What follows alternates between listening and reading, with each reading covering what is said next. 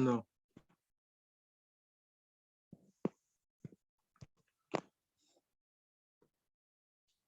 Yes, good afternoon, everyone. Welcome to today's literature class.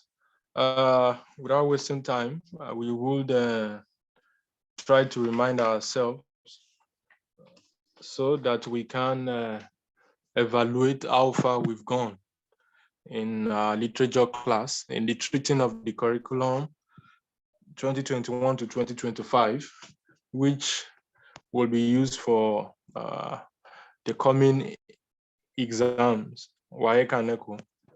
Yes, like you all know, we are concerned with the three genres, drama, prose, and poetry. And there are recommended texts for each of these genres. And besides that, in our objective, there is also a recommended text used for contextual questions. There is a recommended text used for a contextual question, that is Midsummer Night Dream by William Shakespeare.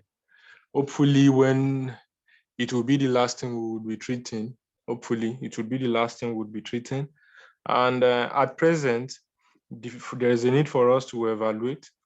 There are two African dramas, Lion and the Jewel, Let Me Die Alone. I believe we've done justice to Lion and the Jewel by Wole Soyinka. So it remains Let Me Die Alone. Then for African prose, we have Second Class Citizen, An Unexpected Joy at Dawn.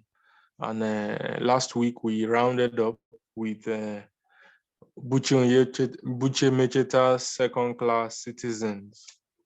For the poetry, there are 6 African poems and there are 6 non-African poems. Out of the 6 African poems, we've treated 4. We have 2 more to go. So we've treated Leader and the Led. We've treated The Song of the Women of My Land. We've treated Raider of the Treasure Trove. We've treated A Government Driver on His Retirement. So we have Black Woman, Leopold Sedar Senghor's Black Woman, and Agostinho Neto's The Grieved Land of Africa. And today we shall be treating The Grieved Land of Africa. And for the non-African poetry, we've equally treated 4. I think 4 or 3. Okay, if we've done 3, you let me know which one we haven't done out of the 4. But I think I'm processing it here in my mind that we've actually treated 4. I know we've done Good Morrow. I know we've done good, Do Not Go Gentle Into That Good Night. I know we've done Journey of the Magi. So I'm not quite, but I think we have. Then the 2 poems I'm certain we are yet to treat is Bat and Bensi Poplars. I hope we are able to rush and take 2 poems today, one African and one non-African poem, so that by next week we would be able to pick a non-African drama. For the non-African drama, for the 4 texts, we are yet to treat any.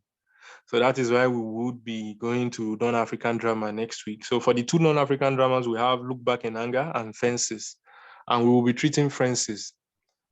I've carefully selected these, the text we would be appreciating after having read, I've read all the texts, I've read all the poems, I know the easier ones. So I believe we should treat Fences. And there is even a film titled Fences. Yes, it's the exact thing that is in the book, that is in the film. I used to have the film. It was acted by Denzel Washington and others. So with next week we'll be treating Fences. Then later on we'll go on to pick between Invisible Man and Wuthering Night. Left to me alone, I wouldn't know which one to pick from the 2, because I so much enjoy the 2. Wuthering Night is a classic. Invincible Man is also a classic. Aha. So today we shall be treating the Grieved lands of Africa, and the title of the poem gives away what the poem centers on. We all know what grieved means. Grieved as a word, it means anguish, it means woes, it means suffering, it means calamity. These are the words that can synonymously be used to replace grieved. And we know the setting. The poem gives out the meaning, or that is the plot of the text, the plot in the poem rather, and it also gives out the setting. That means here now the setting is what? The poem is set in Africa, and Africa is said to be what? Is said to be aggrieved. So we shouldn't be doing history classes here. We all know that Africa had been subjected to centuries of different kind of woes in the hands of majorly Europeans. Yes, majorly Europeans. That is the Portuguese, the Germans, the Belgians, most and the Ogapata of them all, Britain and France. So these are the two Ogapata of them. We all know the things, the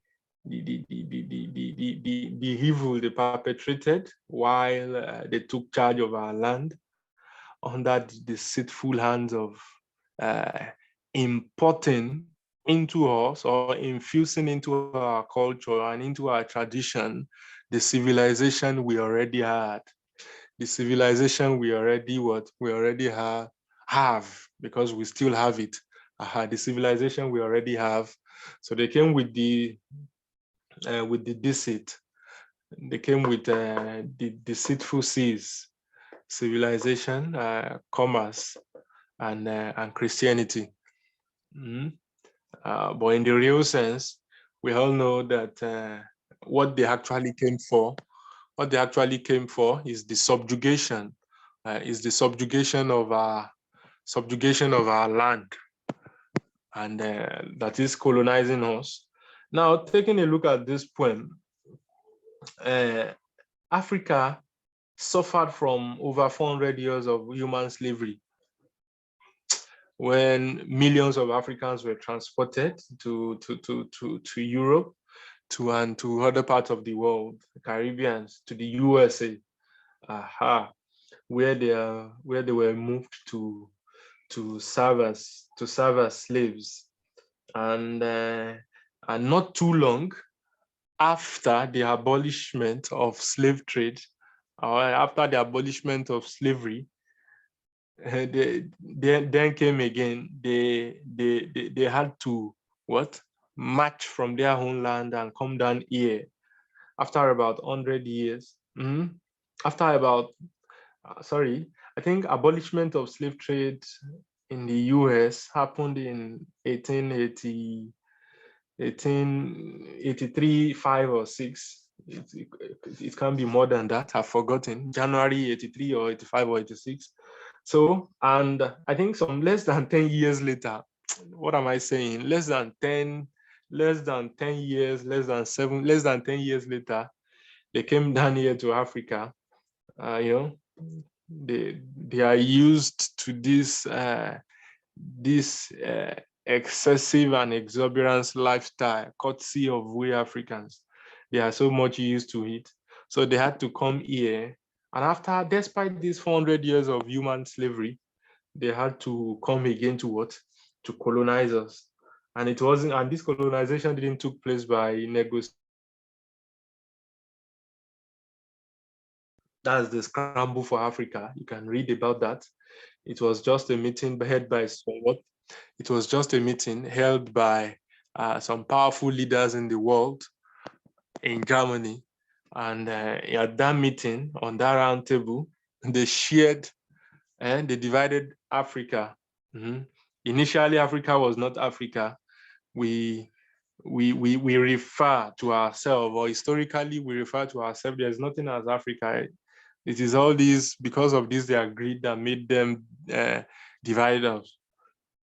So formally, we refer to ourselves in history as Al-Qibla. We refer to ourselves as Al-Qibla, just like there was nothing called Nigeria then. There was different nations in this present day Nigeria. There are different nations, different empires. Different empires. We have the Benin Empire, we have the Oyo Empire, we have the Zazao, we have the Gongolas, we have lots and lots. We have the Fulanis, Hagades, and the likes. So it was it was as a result of colonization that the name Nigeria came to be. But now we shouldn't be carried away, which is something I expect when you are asked to ask a question about as regards this poem or on this poem. You shouldn't be carried away and shift from the specificities that this poem initially, in the real sense, concentrated on Africa at large. So while answering questions, you shouldn't be forgetful and dwell more on Africa, or dwell more on Nigeria. Sorry, except if you are trying to bring out a relevant example, a copious one, because you are a Nigerian. So let's look at the poem. The poem is how many lines? The poem has 42 lines. The poem has 42 lines, and it is broken down into almost how many paragraphs? How many stanzas rather? It is divided into 7 stanzas. Where the first 3 stanzas talks about the African grief, and the remaining 4 stanzas demonstrates both African and their land, in spite of the years of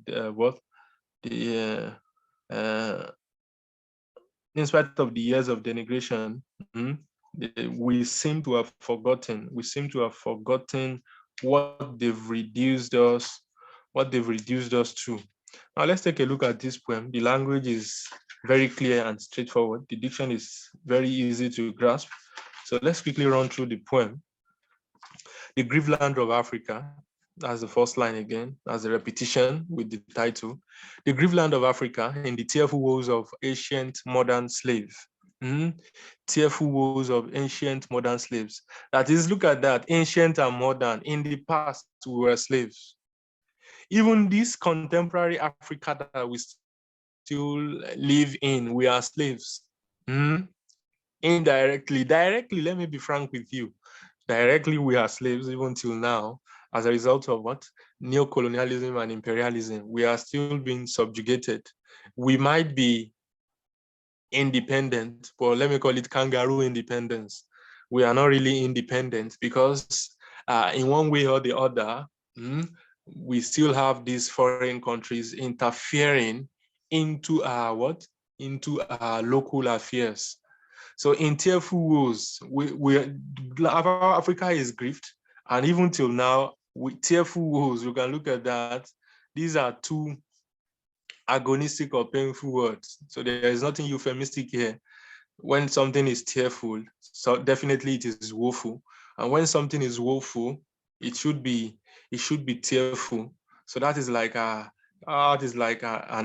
emphasis on what? On how aggrieved Africa is as a nation. In the degrading sweat of impure dance. In the degrading sweat of impure dance. In fact, we might have things we relish upon. We might have things that gives us ephemeral joy, that is short-lasting joy. But all these things are what? All these things that we so much more rely on to give us joy, to give us happiness, are actually short-lasting. Degrading sweat. They degrade us with impure dance. You know what it means to be degraded? We've been reduced to what? We've been reduced to nothing. And here we'll keep deceiving, when actually in the real sense it is not deceit. We'll keep deceiving ourselves. We are the giant of Africa. We are the most populous Black nation in the world. We are this, we are that, you know, all these sort of things. Even at that, we've been reduced to nothing. So the Grieved land of Africa, so meaning that if you take a very good look at this poem, repetition is dominance. We will have like 1, 2, 3, 4, 5, 6. We have like the Grieved lands of Africa repeated 6 times in the exact as a preposition introducing it off, which the off is running up from line 41. So we have the Grieved land of Africa being repeated 6 times.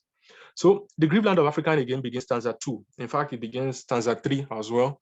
The Grieved land of Africa and the infamous sensation of the stunning perfume of the flower crushed in the forest.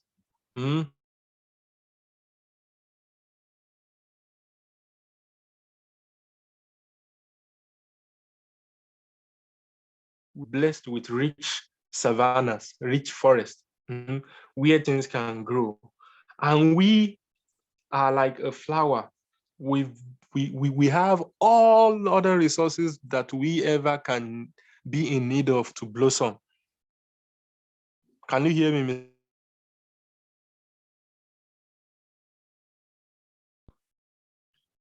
Yes, I can hear you, sir. All right, thank you, sir. So we have all the resources. Name them. We Gold. also have a student. Oh, all right. I recognize your presence, Miss. Okay, Maureen Lucky. You're welcome to the class. Thank you, sir. All right. So we have all the resources that we ever need, that we ever can need to what, to grow, to be to move from third world and fourth world countries that we've been relegated to.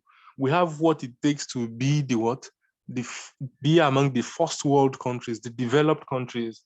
But look at the situations of things. We are a what? We are crushed flowers. Where all these are dreams of coming to limelight, all these are our lead of taking our rightful spot in the world. Even some European countries, not as big as we are in terms of human population, that is human resources, in terms of natural resources, they are doing far better than we are. So we have what, we have this richness. We smell rich, yet we look poor. So by the wickedness of what? By the wickedness of iron and fire. So this thing that we call or refer to as modernization, this thing we call or we refer to as modernization is nothing but what? By the wickedness of iron and fire, this thing we refer to as modernization is that thing which actually what? Which actually reduced us to what we are now. Because let me I take a very longer period of time when I analyze text, but I think this is what I'll be doing. I'll be referring you to read up some things. And there is a age that is referred to as the age of darkness. In man's history or in human history, there's a age referred to as the age of darkness. I would implore you to go and read about that time, which the Europeans call the age of darkness. You see, all these things, all these innovations, all these pleasurable, beautiful things that we see and that makes us praise technology, they existed long ago, very long ago, but they won't be reckoned with. Why? Because Nubia, because let me put it this way, because the cradle, the real cradle of civilization is Africa and Middle East. Africa and Middle East. And you know, it is these Africans and Middle East that are reduced to nothing so that the USAs and the Europe can take the limelight. So iron and fire casted on us, you see, at the time, what do they make with iron and fire? What do? They make chains. chains by which we were dragged from our land to what? Dragged out of our land to a foreign land. So the grieved lands of Africa in the dream, soon undone, in jingling of jailers' keys. I used to use this word. I used to say Africa. Africa had been reduced to what? A slinger, to a continent that slings young Africans' dreams. You have this dream, I want to do this, I want to become this. Then Africa, allegorically, Africa would be at a corner looking at you and be sneering. But, oh, yeah, look at this one. You want to become this. That is why even at this dying moment, when we should put all hands, or we should have all hands on the deck and steer the affairs of this our nation, of this our continent, when we should have these Pan-African agenda, Pan-African objectives, when we should push them forward, you see young people, they will actually prefer to what? Japa. They want to run out. They prefer to leave this country because they believe that there is nothing that they can achieve in this land. This is what Africa has been reduced to. An average American man, an average European man, an average Swiss, an average German will never come to Africa except they are coming to exploit you. Except they are coming to exploit you. Even a German who is illiterate, by the time he comes here and is given a job, it will take more than a manager who has a manager who is literate, who is double qualified or super qualified. Doesn't matter whether you have a master's or you have PhD. If you're a black man, let a white man who has a diploma come here. You would get more than you will get, and in fact, you will even get. He might even demand that he be paid in foreign currency. Let me relate this to something you can easily grasp. Look at Nigerian sport. Let's look at the sport ministry. Let's look at the history of Nigerian, or history of the coaches we do take. We prefer to go to Germany. We prefer to go to Germany. We prefer to go to all these countries to get our coaches, and they come here, they get paid in dollars, and our own indigenous coaches, even despite the successes they might have recorded during their heydays, they will be treated with what? With discontent. So in dreams soon undone, in jingling of jailers' eyes. So if you have this wonderful dream, you end up in, they make it so much easier for you to what? To end up in prison. And by the time you find yourself in prison, your dreams are what? Are far from gone, are far from being gone from you. All the things that can easily lead a young African to the prison are what? Are readily made available to him. Things are expensive these days, but you see all these what is it called? It's not cigarette. What's this other one? Igbo, Indian hemp. All these Indian hemp, no matter how expensive all these things are, they've enjoyed a relatively stable a relatively stable price chart over the years. With 20 naira, with 15 naira, youth will still be able to afford Indian hemp, but they won't be able to afford good education. They won't be able to afford portable water. They won't be able to pay for, what's it called? What else do we pay for? Look at this electricity too. The tariff will keep on increasing. There won't be potable water. And things, and as a result of this, as a result of poverty, And a typical African man would want to bypass, would want to maneuver, would want to do some sort of manipulation that might lead him back to what? Might lead him back to jail. A child who is desperate to lift his family members out of suffering, out of poverty zone, might end up what? Doing something illegal. And that child that nurses the dream of, oh, one day I will be great and I would do this, I will build a house for my family, I will do this.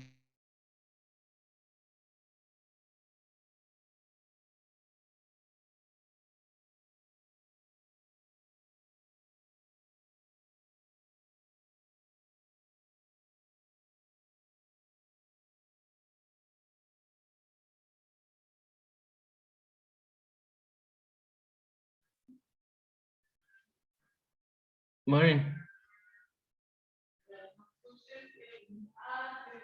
Hello.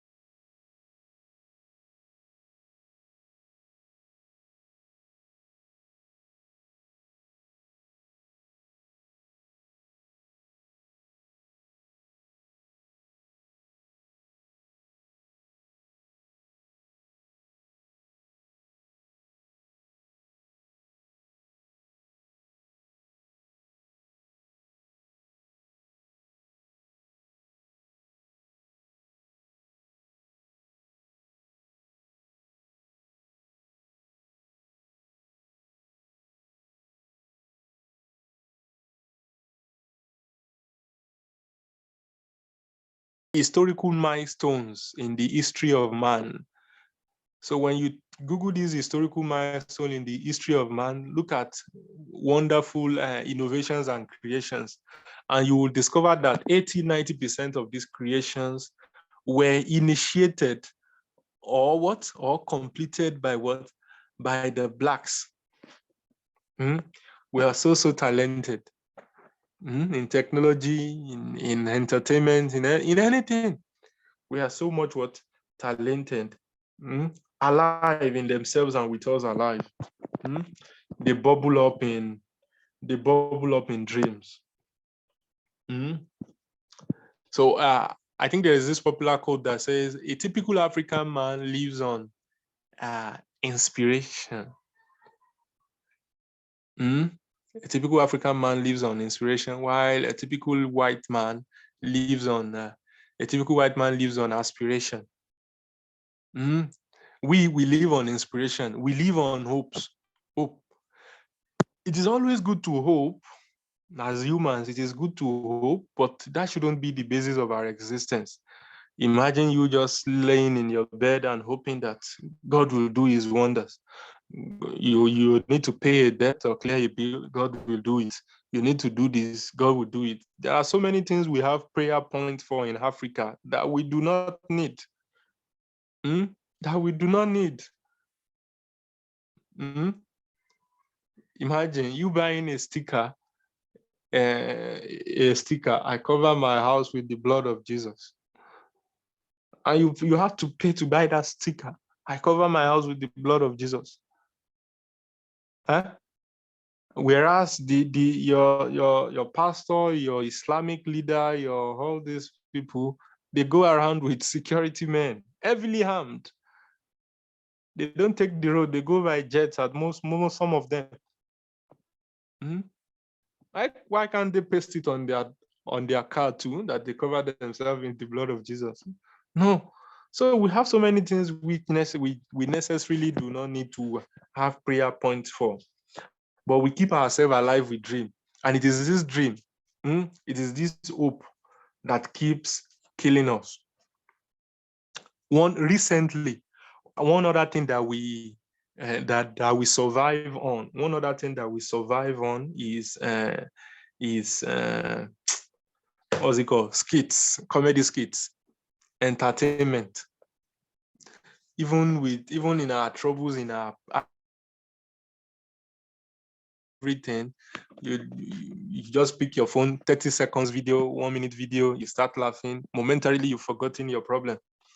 You see our youths, they won't protest. Nigerian youth will never protest when they are doing this nonsense BB Niger show. They will never. They will never protest at such a moment. All this vanity and all this vanity and all these shows. Nigerian youth will never protest at such moment. There is a hike in fuel, and the electricity is not stable these days. Which other thing? So many things these days. There's nothing like a protest. Fuel scarcity. I don't know. There's nothing like a protest. ASU is ASU. Yes? You have 6 minutes more. All right. ASU is on strike. There's nothing like no protest, nothing. A typical African man will never do that then. Now let me rush you. Baobab is a tree. Baobab is a tree. So you were decked with dances by Baobab, overbalances by the antelope. An antelope cannot stand on the Baobab. So it's like it's like we are living in an impossible situation. It is hard to believe when someone tells you that they haven't eaten in 2 days. It's hard to believe. Or they in their area, their transformer got spoiled 6 weeks ago or 3 months ago. It's hard to believe, but this is the situation. This is the reality that we live in the perpetual alliance of everything that lives. That's how we live in Africa. They shout out the sound of life. Shout it. Even the corpses thrown by the what? Even the corpses thrown up by the Atlantic. This is reference to slavery era. We shout our life. We shout, and every day, based on the fact that we live on inspirations, live on hope, we keep on saying the first thing we do early in the morning when we're supposed to, if at all we will pray based on our religious belief, we should go about our daily activities, go about doing meaningful things. You can see we have all these Muslim centers. What do they call them? Asalatus. We have churches that run 7 days a week. If you have them in your area, Monday morning, you'll be praying. Tuesday morning, prayer. Wednesday morning, Thursday morning. That's how we do things. But thank God for my life. Which life are you thanking God for? A life that you're supposed to what? God has blessed you with things you're supposed to turn around for good. But you keep thanking God for your foolishness and for the poverty in which you live in.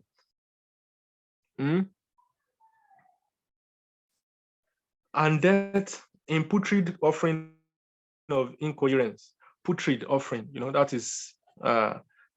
is placing two opposite things side by side. That is oxymoronic somehow.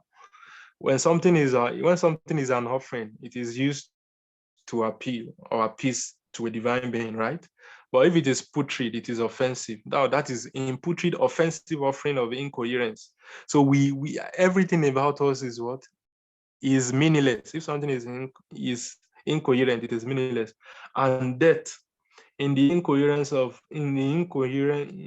putrid offering of incoherence, and death and in the clearness of rivers. And that's how we live, that's how we die. They live the Grieved land of Africa. So all these are different countries in Africa. They live just like other parts of the world. And in the harmonious sounds of consciences contained in the honest blood of men. In the harmonious sound of consciences contained in the harmonious sound of consciences, contained in the honest blood of men, in the strong desire of men, in the sincerity, in the pure and simple rightness of the stars existing. That is what should have been our blueprint. If the harmony is there, if the honesty is there, if the strong desire to grow is there, if the sincerity is there, if we are upright. Now, all these virtues that I highlighted, we don't have them. And now it might become necessary for us to go back to what? Each person go back to his to what's the smallest means of what was it called? Socialization, family, yes. Everyone needs to go back to what? To the family. Things are so much spoiled. We keep on chanting changes or change or progressive or what's it called? Power or all these things. When in the real sense, things are rotten, the decay starts from the family. Someone who is unable to manage his household, you definitely should know is not fit to be a counselor. How will he manage lots of houses? Someone who can manage a ward is not fit to manage a local government. Someone who can manage a local government, how much more now? Someone who is unable to manage his home, a nuclear family at that, is running for president, is running for governorship post. Imagine. So they leave the Grieved land of Africa because we are living and are imperishable particles of the Grieved land of Africa. However, we keep living. So maybe we have hope of getting things right in future, because if we are to consider the things, the harm, the danger, the atrocities, the sorrow, the agony, the grief, the pain that have befallen Africa as a land, Africa shouldn't even exist anymore. Over 400 years of human slavery, colonialism, all these ritual killings and the likes, all these imperialism, all these foreign cultures of gay and lesbianism and the like, all these mainstream media, all these evil things they try to project, COVID-19, Ebola virus, all these things, HIV, AIDS, all these things, normally Africa shouldn't exist, but the poem is saying that we are imperishable particles. He has even reduced us to particles.